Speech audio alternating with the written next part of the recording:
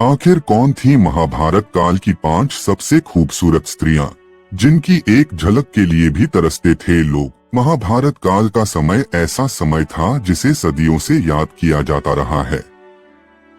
महाभारत इतना बड़ा महाकाव्य है जिसके अनगिनत रहस्यों से आप सभी अनजान होंगे।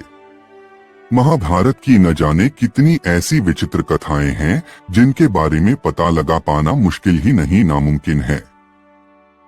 जहां एक तरफ यह एक रहस्य है कि महाभारत युद्ध की मुख्य वजह क्या थी और इस युद्ध के बाद क्या हुआ, वैसे ही महाभारत के युद्ध से संबंधित न जाने कितनी ऐसी बातें भी हैं जो आप सुनकर हैरान रह सकते हैं। ऐसी ही विचित्र बातों में से एक है महाभारत काल की सबसे खूबसूरत स्त्रियों के बारे में जानकारी। दरअसल महाभारत काल में कुछ ऐसी स्त्रियां थीं जिनकी एक झलक देखने की इच्छा सभी रखते थे।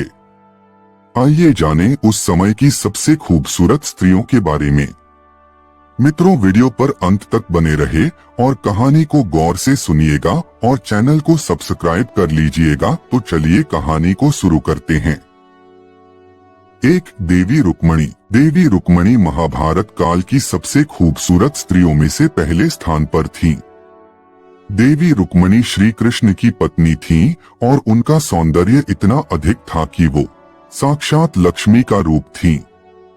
महाभारत ग्रंथ में इस बात का जिक्र है कि देवी रुक्मणी सबसे ज्यादा खूबसूरत स्त्री थीं। महाभारत में द्रौपदी के चरित्र के बारे में आप सबने जरूर सुना होगा, लेकिन शायद आप नहीं जानते होंगे कि द्रौपदी स्वर्ग की अप्सराओं की तरह ही सुंदर थी। उनकी खूबसूरती इतनी ज्यादा थी कि सभी उसकी तारीफ करते थे। द्रौपदी राजा द्रुपद की पुत्री थीं और उनकी खूबसूरती की वजह से बहुत से लोग उन्हें अपनाने की सोचते थे। लेकिन राजा द्रुपद ने द्रौपदी के विवाह के लिए स्वयंवर रचा और अर्जुन ने स्वयंवर जीतकर द्रौपदी से विवाह कर लिया। लेकिन जब अर्जुन उन्हें अपनी पत्नी के रूप में घर लाए तो कुंती ने इसकी जानकारी के बिना ही द्रौपदी को 5 भागों में बांटने को कहा। इसी वजह से द्रौपदी 5 पांडवों की पत्नी कहलाईं। 2. सत्यभामा। सत्यभामा महाभारत काल की एक और सबसे खूबसूरत स्त्री थीं। सत्यभामा और द्रौपदी बहुत अच्छी सखियां थीं। वो दोनों आपस में एक दूसरे से साथ अपने कई गुणों को बांटती थीं। 3. उर्वशी। उर्वशी महाभारत की एक और सबसे सुंदर स्त्रियों में से थीं। उर्वशी इंद्र स्वर्ग लोक की सबसे खूबसूरत स्त्री थीं। एक बार उर्वशी अर्जुन पर मोहित हो गईं, लेकिन अर्जुन ने उनके प्यार को ठुकरा दिया। इस पर उर्वशी ने अर्जुन को स्त्री बनने का श्राप दिया था। उर्वशी महाभारत काल में अपनी खूबसूरती के अलावा बेहद निडर होने की वजह से भी मशहूर थीं। 4. सुभद्रा। सुभद्रा महाभारत काल में श्री कृष्ण और बलराम की बहन थीं।